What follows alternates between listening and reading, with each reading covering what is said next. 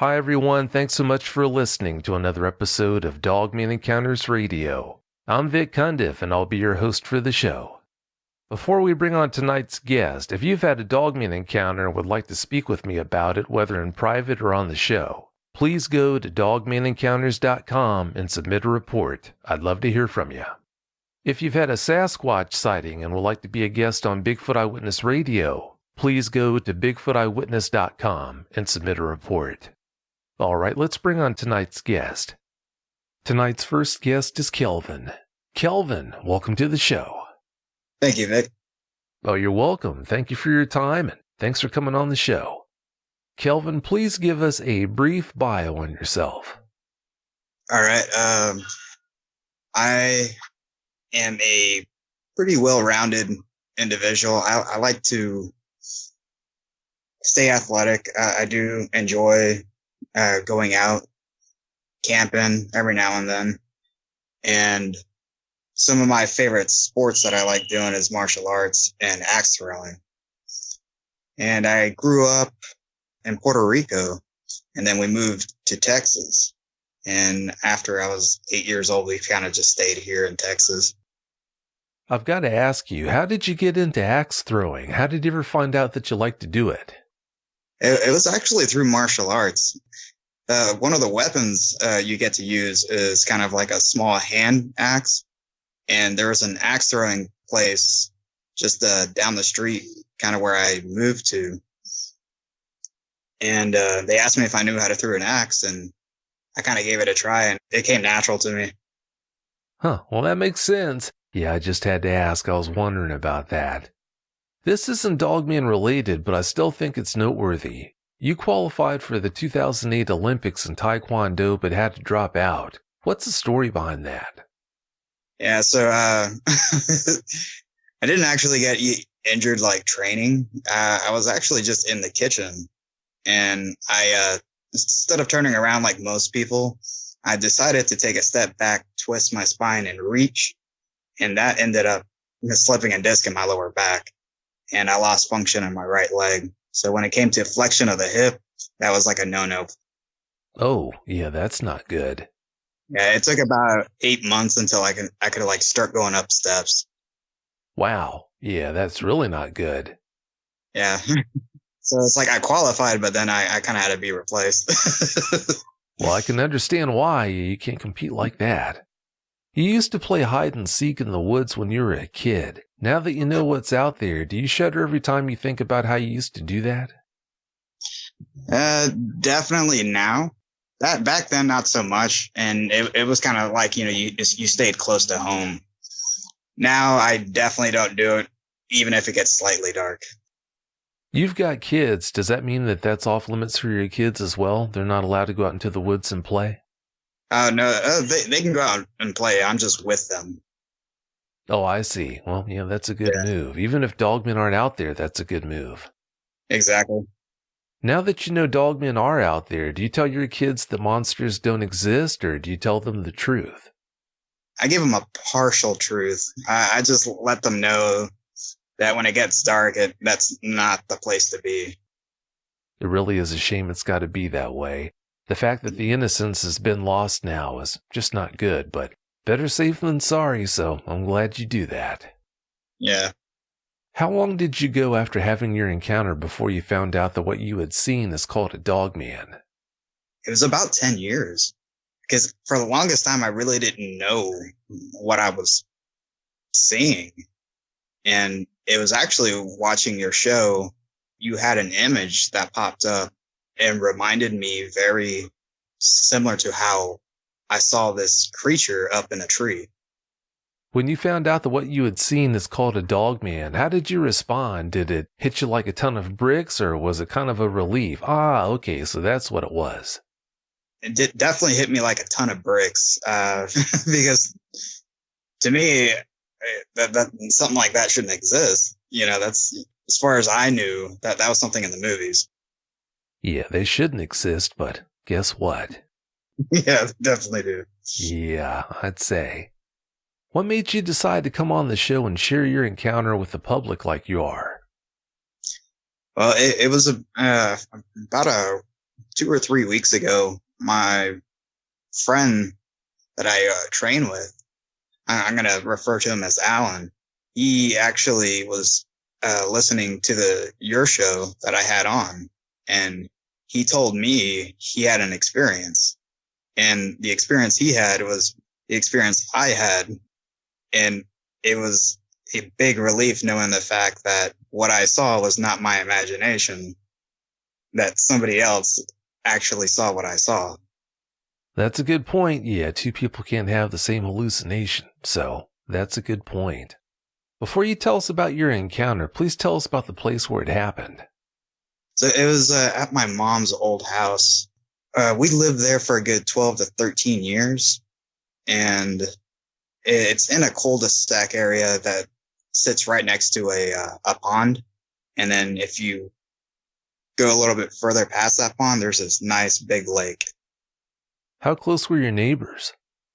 I'd say maybe 100 feet, but we kind of lived on the end of the cul-de-sac. So the part where my friend actually would walk home is just a hilly area, and there's like no houses over there. I see. So it sounds like it's a perfect, or it was a perfect area for a dogman to hide. Oh, yeah. Yeah, sounds that way. All right, Kelvin, please tell us about your encounter now. Give us every last detail that comes to mind. All right. So I was actually recovering from my injury, and I decided to get into MMA. And training in MMA, I started developing, some newer skills, and I started bulking up on muscle. And training is usually about 2 hours. And one night after we were done training, we headed back to my house, and usually we eat, and he goes home and I shower. He was feeling so tired that night that he was like, you know what? I'm just going to walk home. And I was like, you sure? And he was like, sure. Yeah. He was like, I'm definitely going to go home. He's like, I need to walk off some of this lactic acid. Well, I walk him out, then lock the door. I head to my room, and I may be in my room for a good 5 minutes. And then after 5 minutes, I hear my dad yelling out through the house that he needs help. And in my house, usually when he says that, that means he needs help with groceries. And I live in an old-fashioned Puerto Rican home, so getting on my dad's side was not a pretty sight. So I made it to where I always try to be the first one to help. So I ran past him, going down our driveway. And as I'm going down the driveway, it was kind of weird. Like my body was like trying to tell me something was off, but mentally I was just focused on getting groceries. Well, as I got closer and closer to the car, I got this really creepy, eerie feeling that, somebody was watching me. Well, I scope around and I don't see anybody. And since we live towards the end of the street and kind of in the back area where the wooded area is, I didn't see anybody out. And that's when I heard, it was like scratching or scraping. And I heard it up in the tree where my dad likes to park. When I looked up, I saw this big, huge creature with red eyes. And what really stood out to me was his red eyes seemed like they were glowing. And I don't know if it was because of the light of the porch from the front of the house, but I've never felt fear like this before. To explain it, that my spine felt like it turned to ice. I could feel my knees shake. I could feel the teeth in my jaw rattling. My mind was telling me to run, but my body was just too scared to do anything. And I noticed that his build was very similar to mine, but his head was huge. And what creeped me out the most was this. He could have easily just brushed my hair. He then leans towards me just a tad. And that's when my body took over and I bolted through the front door. Well, when I went through the front door, I accidentally ended up running into my dad. Well, as I ran into him, he had this worried look like that I might have got hurt, but then he realized I had no groceries in my hand. So he was instantly pissed off and started scolding me in Spanish. He goes storming outside. At that point, I was like, I have to face my fear and save my dad from whatever I saw out there. I run after him, grab him by the shoulder and pull him. And the only words that I was able to get out was, "It's up in the tree." Well, he looks and I point at where it's at. And there is no sign whatsoever where this thing went. I looked down the street. I looked to the field, behind us. Nothing. Like, he then continues to grab groceries. I help him out, but I'm very, very aware of my surroundings at that point. And I just, to me, it was so weird for something that was so close to me to have disappeared and be gone so easily. Yeah, they're the masters at disappearing when they want to. Please describe the dogman you saw for us as accurately as you can from top to bottom. Good size shoulders. Chest was, a decent size, but I noticed that his waist was, very nicely tapered, and the head part, it seemed like long hair, but it kind of reminded me of the mane of kind of like a regular dog that has a nice bushy coat. And I remember seeing two ended points towards the corners, and that to me, at first glance I thought it was ears, but through so many years of never seeing it ever again, I slowly but surely just started telling myself that I imagined it and I was going a little loony. Were you able to see his legs or feet at any time, or only his upper body? Mainly his upper body. I knew that his left arm was, it seemed like he had his elbow was like on his knee and it was bent. And the back right leg, I couldn't tell where it was because of where he was sitting on the big part of the tree. Because he was propped up towards the base of the tree at the very top. And it sits about 6 to 7 feet. Seeing the size of him, and I'm used to sparring guys that are 6 foot because I'm your traditional short guy. And he had the same reach as those 6 foot people that I'd normally spar with, but he had a similar build to me. So I knew that he could have just reached and like literally grabbed my hair. Ooh. But his right arm was holding onto a branch kind of off to the side. But the way he was sitting, it was like he was relaxed. It was like that was like his tree, That had to be something to see. It sounds like you never did see his ears. No, but you could see like 2 ended points because he was in like deep into where the leaves were, and the leaves kind of covered him up from the light. But some of the light of the front was peering out, but that's what made his eyes shine. You said its eyes were shining. Were you between it and the house at the time? I was more towards him.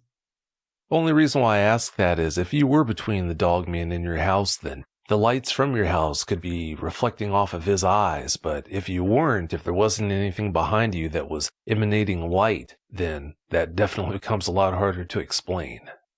Yeah, no, I mean, there was definitely we had the front light on, and that was behind me. Oh, I see. Well, that makes sense.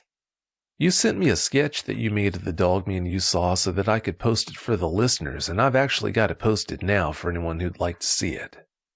How long after you had your encounter was it before you created this?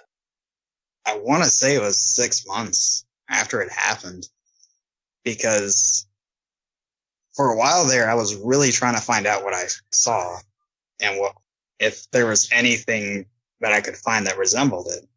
But back then, I was kind of busy doing other things, and it's kind of hard asking people if they've seen monsters down the street. Yeah, that's not exactly easy, I understand. Do you think it was in the tree when your dad was getting out of his car that night? I believe so. And that's kind of what creeps me out was, he opened the backs, the back seats, left them open. And I don't know if he was kind of scoping out the, groceries we had in the back. And maybe he was thinking about grabbing, a few things. Well, I hope that's all he had in mind. You told us how it leaned towards you. Why do you think it did that? Well, I noticed that it wasn't aggressive because, I've had, some dogs kind of snap at me, and it's usually a jolt. But this was like a gentle that he was leaning in to get a better look type thing. So I really don't know what his intent was going to be, but I wasn't going to wait to find out. And at that point, it's like my body took over. I just turned around and I ran towards the front of my house and through that door in record time. I'm not a fast runner, but that day I was. Oh, I bet you were. And that's strange. I wonder why he would want to lean in to get a closer look when he's already within grabbing distance. Yeah. Yeah, that is strange. While all this was going on, did you ever notice any smells? Yeah, but and this might seem funny, but I thought it was just me because, I just came from MMA practice, 2 hours of wrestling and sparring people. But I want to say it was similar to a wet dog, but it was like almost like, smelling something that's kind of like roadkill. Like when something's kind of been out for a while. Oh, yeah. Yeah, I know what you're talking about. You must not scare very easily because most people would have had a spray and wash moment if they found themselves in the position you were in. Yeah, I'm definitely one of those that I'm not afraid of confrontation. I'm the friend that you call if something bad's going on, and I've gone down alleyways to kind of scope out areas, but I've never felt fear like that day. In a way, I was kind of disappointed in myself for not being as brave as I normally am, but it's like when you see something that you didn't even know existed, it's, it kind of changes the entire essence of life. Yeah, that it does. There's definitely life before an encounter and life after. You told me in the pre that you tried to brush your encounter off. Does that mean you haven't had any problems dealing with it? I definitely had some problems. Like I had some problems sleeping. I didn't want to be around trees that were above me. So I was okay with trees that were short, but any trees that were kind of high and, things could climb up and kind of be right up above me, I did not like being around those trees. Well, after an experience like that, I could definitely understand why. Do you think you made it easier or harder to deal with your encounter by not trying to deal with it head on? I definitely made it harder on myself. I ended up making new rules for myself to where I wouldn't even go check the mail in the dark. And, the mailbox is literally in front of the house. Well, that's understandable. That's what a lot of eyewitnesses go through. Did it make it easier or harder for you to deal with your encounter when Alan told you about his encounter? It definitely made it way easier because at that point it was a big relief and weight off my shoulders knowing I'm not crazy and somebody saw what I saw.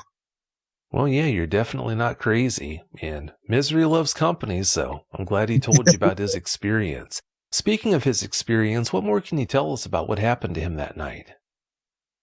All right, so he came over one day so we can get ready to work out. I had your channel on my cell phone, and I left it in the kitchen, and I was grabbing a few things that I needed in the bedroom. my wife lets him in and he gets to hear your channel. And a lady was talking about a dogman who had red eyes. And when I walked in, I turned it off and I said, sorry, I like listening to that stuff. I sometimes listen to it when I go to bed. And he had this stare and he looks at me and says, I saw something with red eyes once. And I was like, really? And he nods and says, yeah, it was actually at your house. And when he told me that, I got those goosebumps, shakes, everything that happened that day. I was like reliving it. He told me the day that he said that he was going to walk home to walk off the lactic acid. When he crossed the street to go to the field, he said that he heard something running and it sounded heavy. When he looked, he thought it was a wild dog because it was on all four. But then he sees it jump and climb up the tree, similar to how a monkey would, using its arms and feet. That's when he was confused. And then he told me it had red glowing eyes. And I asked him which tree did he see it go up.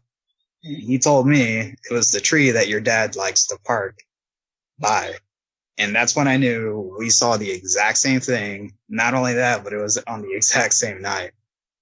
Wow, that's something else. It would have been nice if he would have warned you. Well, it's kind of funny, but at the time, neither of us had cell phones. We were probably the only 20-year-olds with no cell phones. No, I understand. From what I understand, both of your parents have had encounters of their own. Please tell us about their encounters. Yeah, so after that, I decided to go to my parents and tell them, hey, that day that you got mad at me for the groceries, I, decided to tell them. I was like, now that I'm older, I'm hoping they'll take me seriously.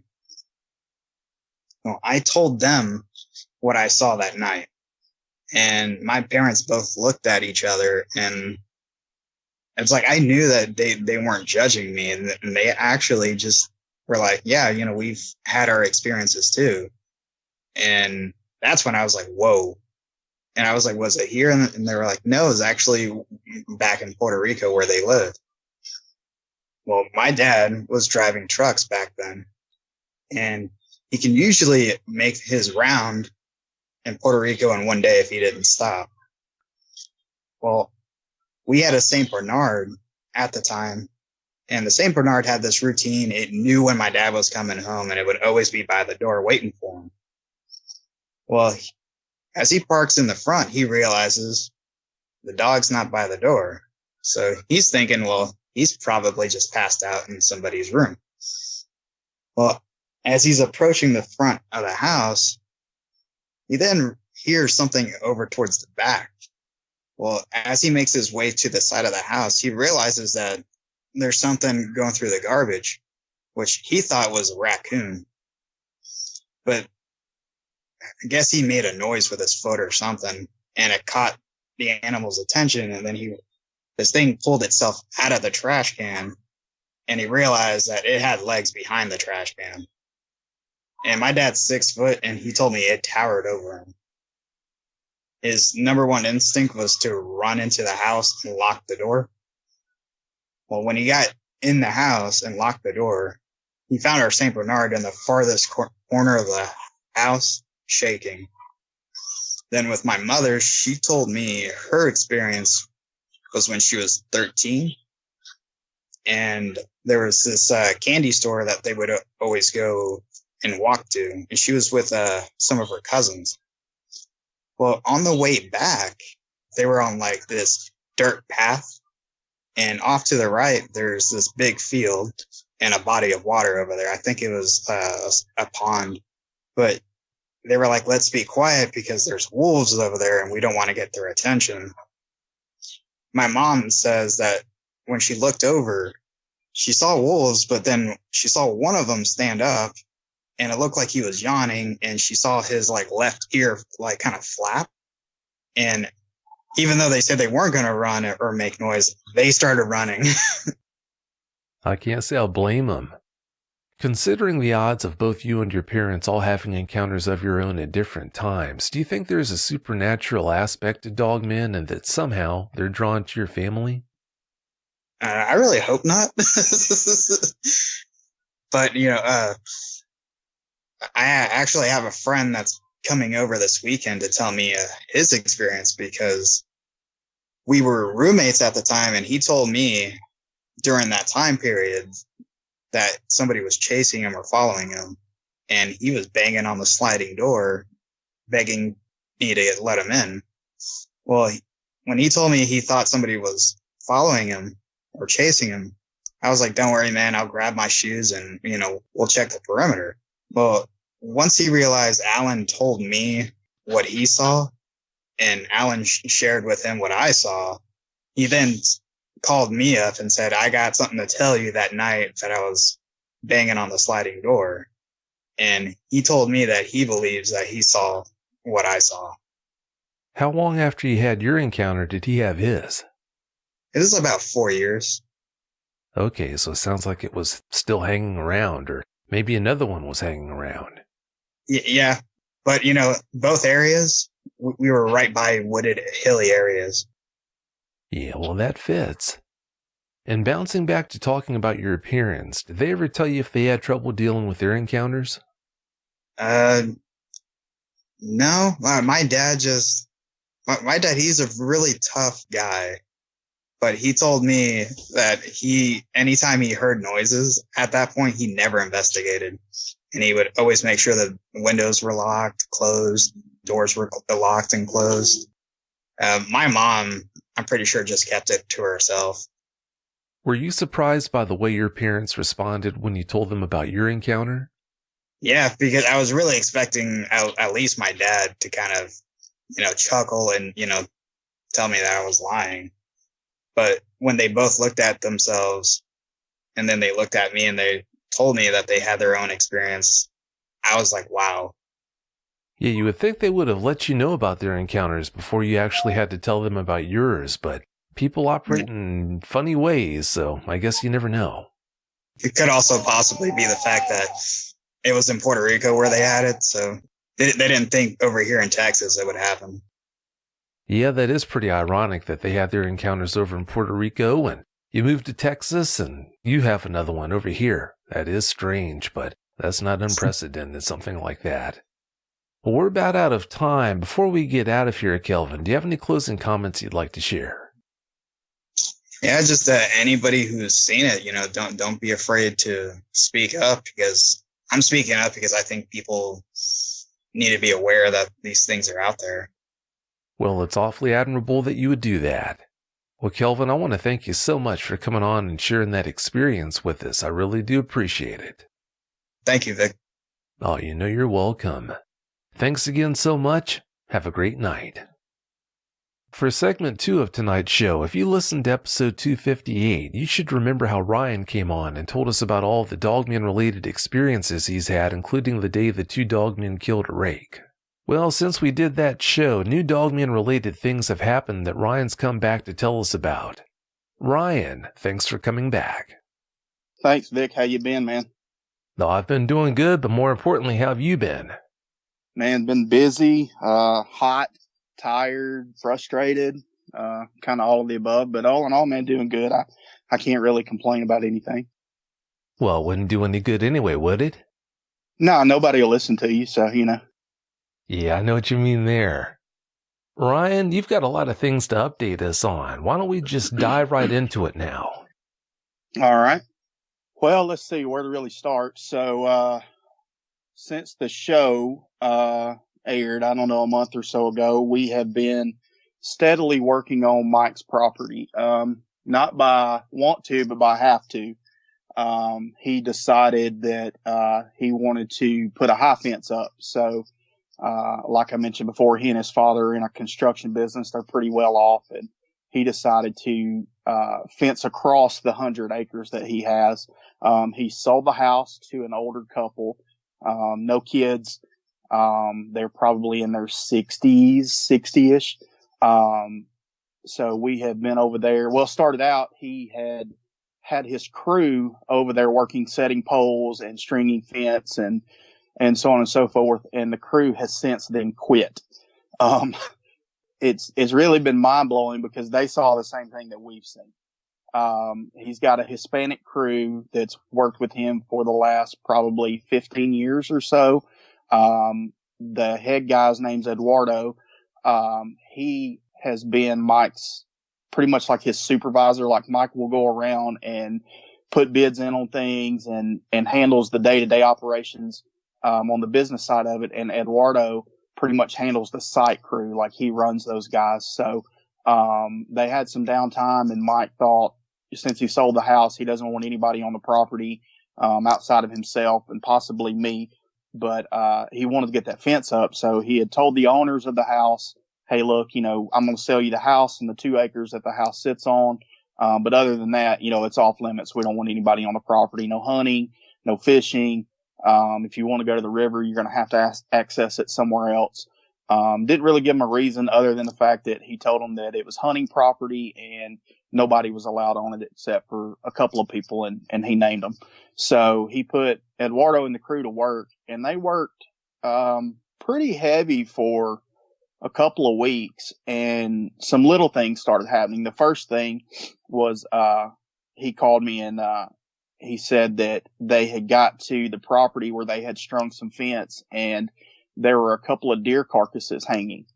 All of the insides had been gutted, and they were draped over the top of the fence. Now, the top of the fence is about 9 feet.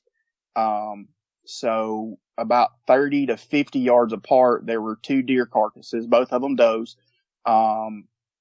strung up over the edge of the fence, gutted, completely gutted. And there was no blood on the ground other than like where it had dripped from where the animals were hanging.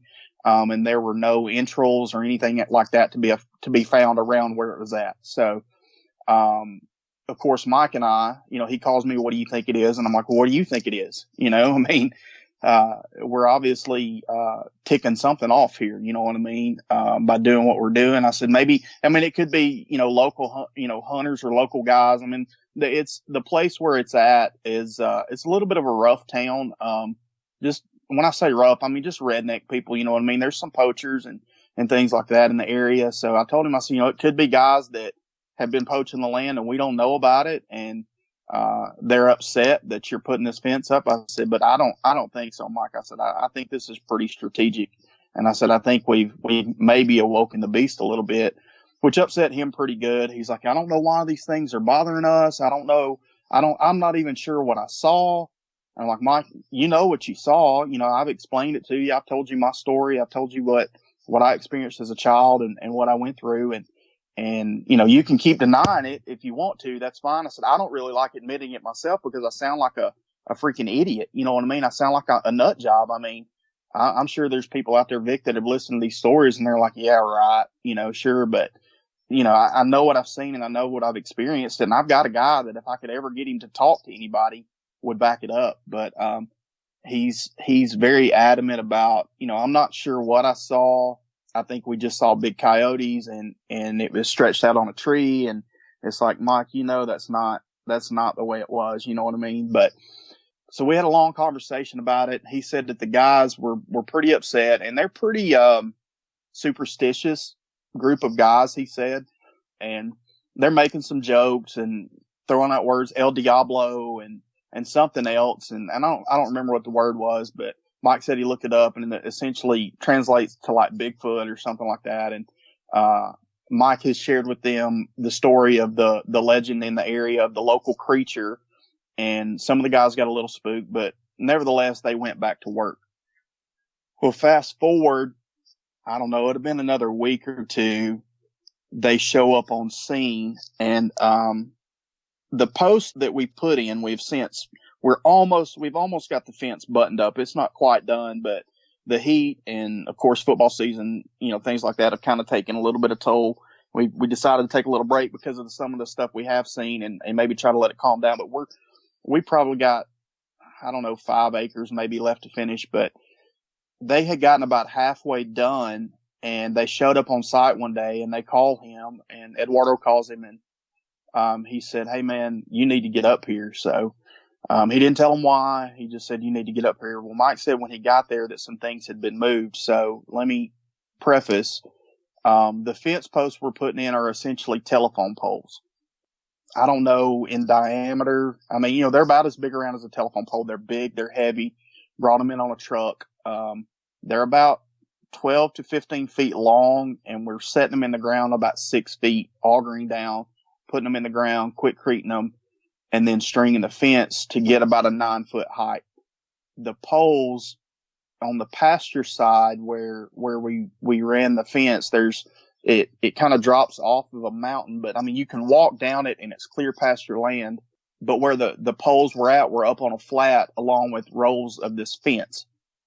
And, the poles had been pushed or thrown, moved, whatever you want to call it, down to the bottom of the pasture, which is a good 300 yards away. No way they could have rolled because they were chalked up on a trailer. Rolls of the fence had also been tossed, and you could see in the pasture grass is kind of high. You could see where the fence had just not necessarily rolled because it would have all been flat. Where the poles rolled, you could see where it laid the grass over. Where the fence rolls had been, they had clearly looked like they had been thrown, because you would see like where it landed and then bounced and landed and bounced until it rolled to where it got. So something come along and moved the fence posts a good 200-300 yards from where we had them, and also through the fence down there. So the guys are getting a little spooked. They're not knowing exactly what's going on yet. And Mike's like, "Well, we'll get it. We'll bring it back up here. I don't know what happened. Somebody's come along and they're just trying to play tricks on us or whatever." So the guys are getting spooked. They're not wanting to work. And he kind of rallies the troops and they go back to work. Well, he's off a day or two later and he is bidding a job, and Eduardo calls him again and he's like, "Man, we're done." And he was like, "You're done already?" He was like, "No, you don't understand. We're done. We're through working. We're not working here anymore." And he was like, "Well, I'm not really tracking you. I don't understand what you're saying, Eduardo." And he said, "This place is not right. There's things in this place that my guys won't come back. They're done. They don't even want to work for you anymore." And he's trying to gather it all up and trying to figure out what's going on. And he's like, "What are you talking about? What's wrong? What's happening?" And he said that one of the guys looked up across the pasture where the wood line is that goes down to the river bottom. And he said they saw what they call, I can't remember the word. They, of course, were saying El Diablo again, which means the devil. But it was another word and we couldn't translate it. I can't remember what it was, but Mike was like, "Well, I don't understand what that means." And he said, "We saw a giant wolf." And he said, "But not only a giant wolf, we saw a big figure, all black, standing on 2 legs watching us. And the guys are done. They're never coming back." And he's trying to calm them down. And he's like, "Man, you don't know what you saw. You probably saw a big dog or coyotes." And he said, "No, there was one on all fours and there was one standing watching us as we worked." And they quit. They left. They have since, all but Eduardo, quit working for Mike, period. All of them left and went and found another job. He's not real sure what he's going to do. He's trying to piece a crew back together. But Eduardo refuses to ever step foot back on the property. So Mike calls me and he's like, "Man, we got a problem." And he tells me what's going on and what's happening. I'm like, "Well, man, what do you want to do?" He said, "I've got to finish this fence." He said, "I don't know that it's going to keep them out. I don't know that it's going to deter anything." He said, "But I at least want to make it harder for them to get to the people that bought the house." He's having some regrets now about selling the house to the people. He's fearing for them. So I told him, I said, "Well, I'll tell you what," I said, "You and I will finish it. We've got some buddies. We can get them there, and we've got all the equipment to set the poles and to run the fence and string it, and we'll set it." So we went hard at it for several Saturdays and Sundays, and then I was going over sometimes in the afternoon after work, and we would work a couple hours till sunset. and I did not want to be there. Like, and you could tell Mike didn't either. I mean, the whole time we're there, we're uneasy.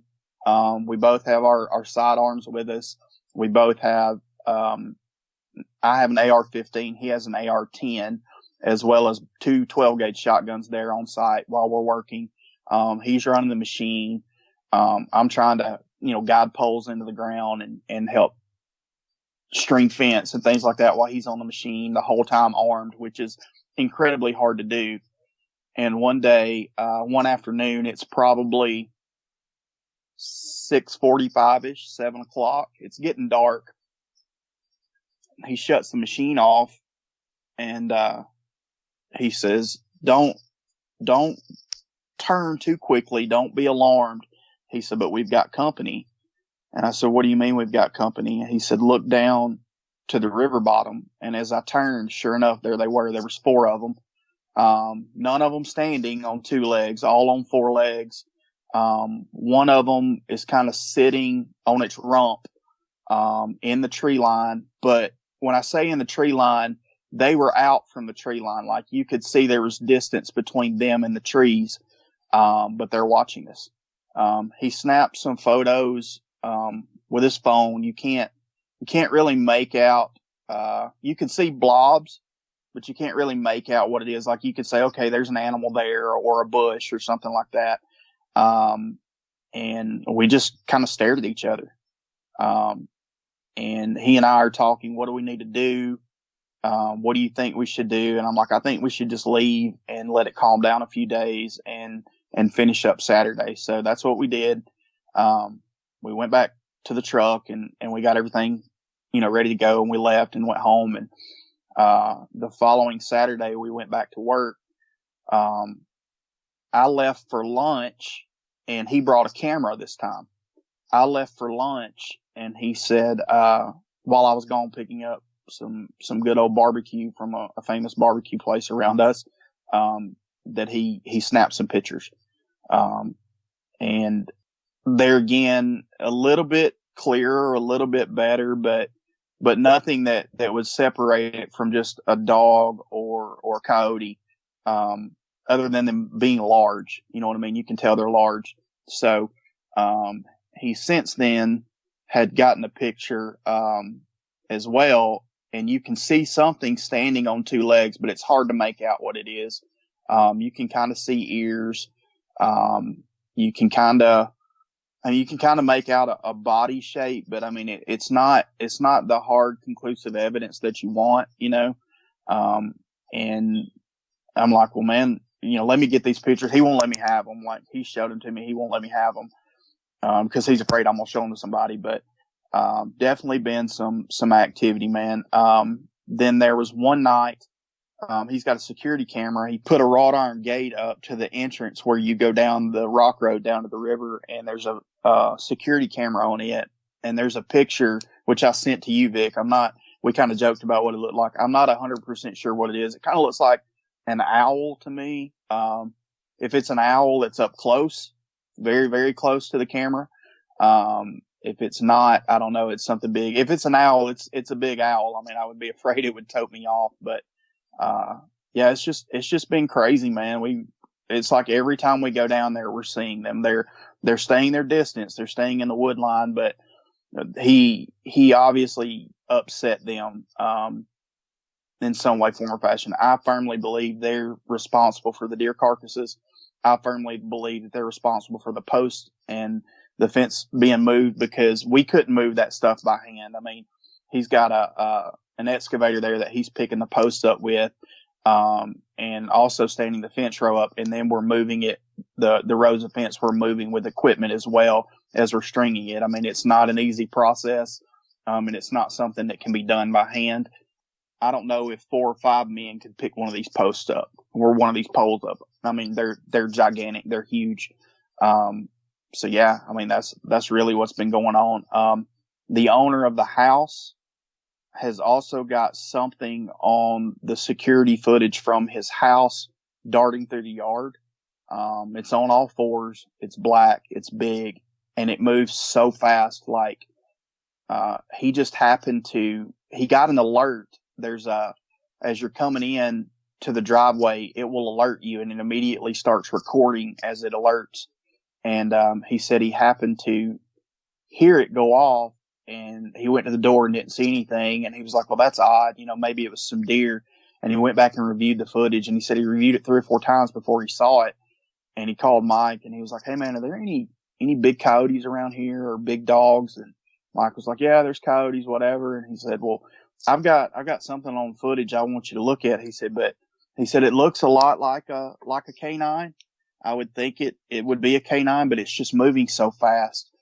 And Mike showed it to me, and it's literally a blur. Like it comes across and it's gone. Like you even slowing it down, trying to slow it down, and we don't really have the computer equipment to slow it down and look at it right. But even trying to slow it down, it's still moving at a rate where you can, as you pause it, you just catch a blur, and then you hit play and it's gone. Back it up, pause it, you catch a different frame of a blur, pause it, and it's gone. And this is right up 10 yards from the front door of the man's house. He did say that he's heard some howling, sounds like sticks, which, I mean, could very well be sticks falling out of the trees because it's pretty wooded around the house. But said it sounds like rocks or large limbs landing on the house. Things sound like they're being thrown at the house at times, he said. So the owner's a little bit sketched out. Mike is not telling him or not sharing with him. And then he's telling me, look, don't bring it up. Don't say anything. He said, if they get any more sketched out, I'll talk to them personally. If there's any more, activity closer to the house, because the road going down where he's put the wrought iron gate, it's probably 100, 150 yards from the house. So it's not right next to it. And then the fence would be 150, 200 yards from the house. So it's not like it's right up next to the house. But as far as I know, the old man, I say the old man, I'm 40 years old. It's not like that's that far away from me. But the older gentleman that lives there, he hasn't seen anything other than that footage and what he's heard. But Mike said you could tell he was very sketched out, very nervous about what's going on. So, I don't know exactly, what they're thinking or what the future's going to entail. I do know we've got to finish the fence up, but as of right now, they're keeping their distance as far as like they're letting us see them. And when they show up, it's weird. Like before Mike stopped the tractor, when he was setting that post, like I just got this just a weird feeling. And I knew the feeling, you know what I mean? Like in my mind, I'm thinking, okay, they're close. Like, the only time I haven't had this feeling, was whenever we saw them down in the river the day we were there, me and Mike and the 2 boys. I didn't have that feeling until I saw them, but other times it's just almost, I don't want to say like I don't know, you just get kind of down and it's kind of dreadful feeling. And it's almost like you're being like something's watching you, something's looking at you. I don't know if it's a sixth sense or what, but, I kind of had that feeling, and then he stops the tractor, and sure enough.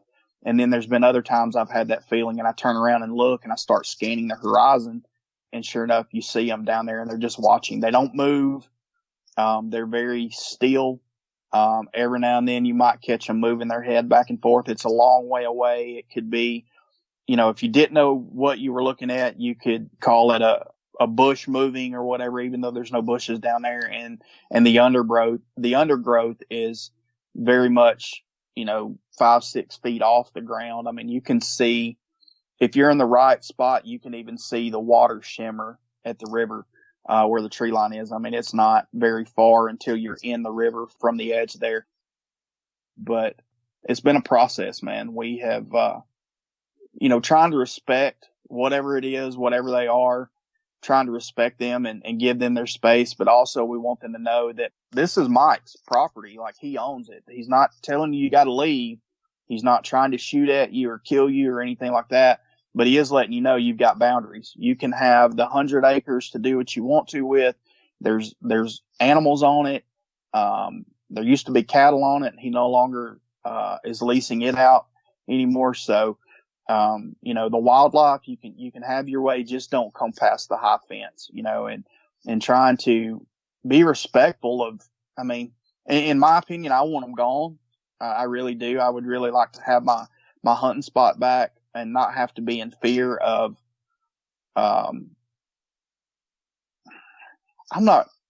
it's kind of weird to even say fear, Vic, because the more I think about it, man, I've thought a lot about it. I'm not in fear of my life when I'm out there, if that makes sense. Like, but at the same time, it's like if I knew a grizzly bear was on that property, I wouldn't be out there hunting. You know what I mean?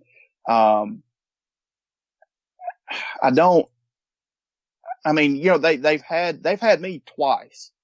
They've had Mike once and my son and his son once. I mean, if they wanted us, they had us and they did nothing. But the thing that scares me is the 2 deer carcasses. Why do that? What's the purpose behind that?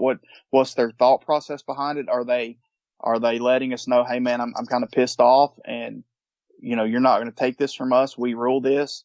Why destroy or try to destroy or make our job harder by throwing the fence and the posts, moving them? Are they trying to intimidate us and run us off? They definitely run a crew of men off that didn't know what it was, that are terrified. I mean, Eduardo, he won't even talk about it. He's like, Michael, bring it up. And he's like, I don't know what it was, Mike. I don't know. So, I don't know exactly what the dogmen, I guess, for lack of better words, are trying to communicate to us other than, hey, we're pissed off at what you're doing. But they very much have done nothing but watch us other than, the deer carcasses and throwing the fence posts and the fence itself. When we're out there working, the several times we've seen them, they stood their distance, they kept their distance and just sat and watched. So, I don't know if they're intrigued or if they're upset and mad. I don't know. But I definitely know I will not be hunting there, for sure. And Mike says he won't either. He says once the fence is done, he won't be back unless he has to maintain the fence. But yeah, it's been pretty sketchy, man. Like I said, I'm not necessarily in fear for my life when I'm out there, but I'm not necessarily, going to just be going out there on my own free will. Also, since I've been on the property, I've had a couple of more dreams.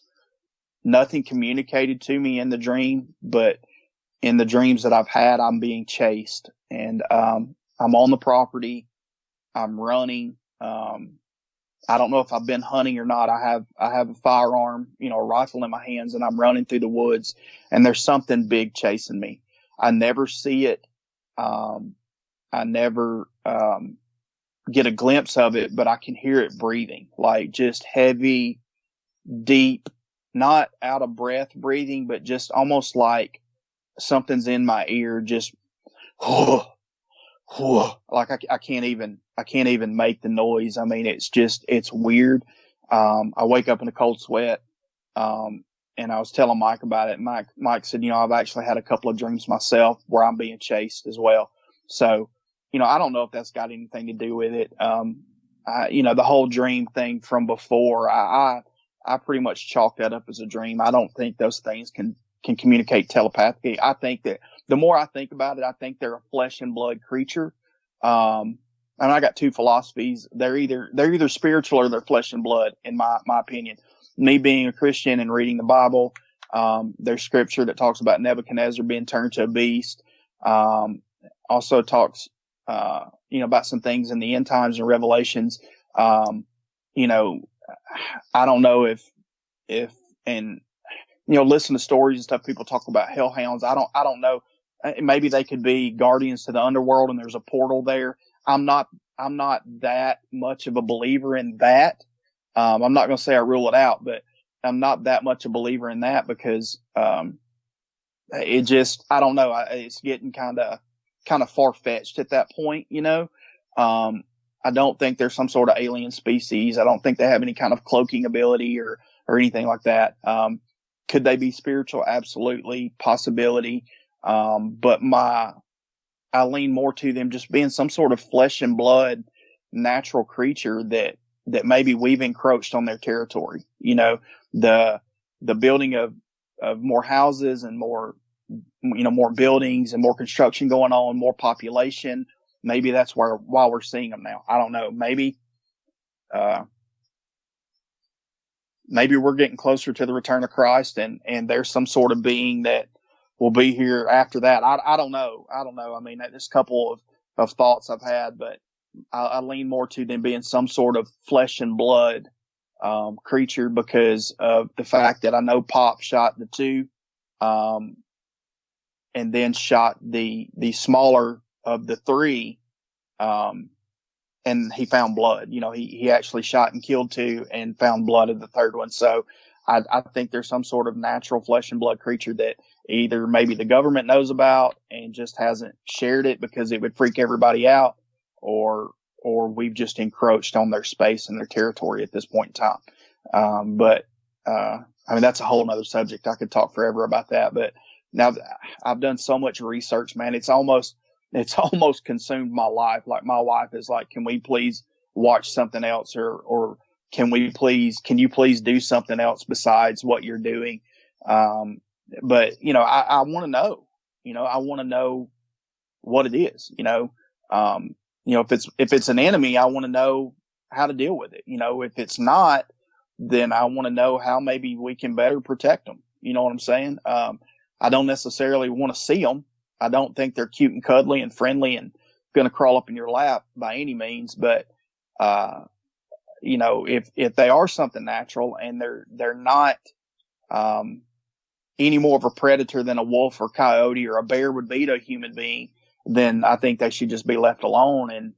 And I would like to see that happen, and in talking with Mike, his philosophy on the whole thing too is, hey man, we're going to get this fence built. And, if you want to hunt, you can. I don't want to tell you can't, because this property, even though I own it, is as much yours as it is mine. You put as much time and effort into it as I have over the last several years. Even though I took a break for a while, but, he said, I don't want to deter you from being over here. He said, but if you're going to come over here, I would like to know that you're here. And he said, but I don't want the boys out here or your girls. I don't want any children out here on the property at all until we can at least figure out whether they mean us harm or not. So I don't know, Vic. I don't know if they're trying to communicate to us that they're mad and upset that we're trying to take something away from them, even though we're really not, because the only thing that we've taken away from them is very minimal compared to the acreage that's left. We fenced the front side of the property and that's it. They've got a border by a road, a border by the fence, and a border by the river. So if that's the case, then there's really no borders. I mean, they could go down to either edge of the fence and walk the fence line back up. You know what I mean? Very much so. But, you're traveling through thick, thick woods at that point. And, animals typically take the path of least resistance. They're not much different than we are. If they're not being chased, they tend to travel the same trails and things like that. So I don't know why they would go out of their way just to get on the house place, because there's nothing there for them, So, that's pretty much what's been going on. A few pictures that, if I could show them to you, you would probably see it. Some people out there that's researched it might can see what we're talking about. The one picture, that we have of it standing up, I can see it. I don't know if anybody else can see it. It could easily be dismissed, just like everything else you see out there. I mean, I honestly think I could have stone cold proof sitting there talking to it, interviewing it, and people would still say you're crazy. That's not real. Yeah, it's funny how that works. No matter how good the evidence is out there, you've always got your fair share of doubters, but what else is new? Did either of the two dogmen you saw watching you the day when you were helping Mike build the fence look like any of the dogmen you told us about in episode 258? They looked exactly like that from what I could tell. The one, very tall, very lean, very much a V-shaped torso. And their ears, the ears on the ones I've seen are not real big and pointed. They are pointed, but they're not really like tall, but you could make them out, from a distance, you clearly tell it's a canine. But yeah, in my opinion, I think it's the same ones that we saw in the river bottom that day. Very much so. Very black. Black is not even the word for how dark they are. Very much stood out against the grass, and it was getting dark. You know what I mean? And you could still make them out. You could still see them. So I very much think that it's the same ones. Yeah, the same ones, but bigger. Yeah. Well, yeah. I mean, bigger. The one we saw propped up on the tree is every bit of 7 foot tall, every bit, maybe taller. And then, standing on all fours, I would say they would hit me in the chest. And like I said before, I'm 6'2". I would think they would hit me around the sternum at their shoulders. So yeah, they're big. They're big. Yeah. The one we saw standing up propped against the tree is definitely bigger than the female or the alpha. And if he was the same one that was with her the night I was hunting, he was bigger than her then. He was a foot taller than her then, at least a head taller. And I don't know, if you stretch them out, they may even be taller than that, because they kind of stand hunched, and then their arms, they kind of like hold their arms out in front of them, and they're kind of limp wristed. So, if you stood them up, they're probably even taller than the 7 feet, I would say. And then even with their arms kind of dangling and them hunched over, they're still longer than their knees. Like, they look, their arms, like their fingertips are hanging below their knees. So if you stretch their arms out, their arms are going to be at least mid calf, I would say, long, so yeah, I mean, I would definitely say that it's the same ones. I could be wrong. There could be more than that. I don't know. In my lifetime, I've seen 3 at one time, and then 4 at one time, and 2 at one time. So there's at least 4 of them.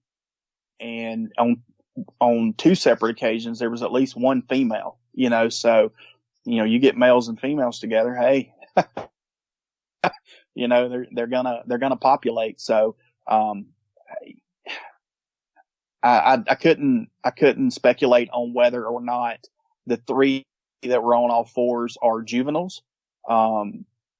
Because they all, just like glancing at them, they all look the same, other than one of them standing up. Now the alpha and the one that was with her, and it was a he, not to be graphic, but it was a boy, and you can very much tell it's a boy. He looked younger, if that makes sense. I don't know if you've ever, I'm a deer hunter, so I can look at deer and I'm pretty good at gauging whether that deer is, 2.5 years old, or whether he's 4.5 years old or older. Like, and a buck, it's harder to tell with does. Sometimes, nanny does, you can tell them, their ears get real long and their necks get real long. A young deer looks like a young person, like a young adult. They're gangly and their body's not as developed and long yet. And the male that was with the alpha was definitely younger than her. She had a lot of gray in her fur. Even when you got to her female anatomy, you could tell that she had probably nursed. So he was definitely younger than her. So, when we saw the 4, they didn't look quite as gangly as he did, if that makes sense. But they didn't have the dark or the gray mixed into the dark fur either, like she did. So, I would definitely say, if I was a betting man, I would bet, all in on black, that it was at least the same group that we have seen before. I hope they were the same ones. If they weren't, gosh, that's a road I don't want to go down. That wouldn't be good. Oh, you and me too, man. We got a real problem. And, honestly, Vic, I haven't even thought about it not being the same one. So, yeah, thanks for that. Sorry. I'll tell you what, Ryan, you're starting to cut in and out. I think we'd probably better call it before I lose you here. So at this point, Okay. I want to thank you so much for coming back on and giving us those updates. I appreciate it. Thanks again so much. Have a great night. If you've had a Dogman encounter of your own and would like to speak with me, whether in private or on the show, please go to dogmanencounters.com and submit a report. I'd love to hear from you.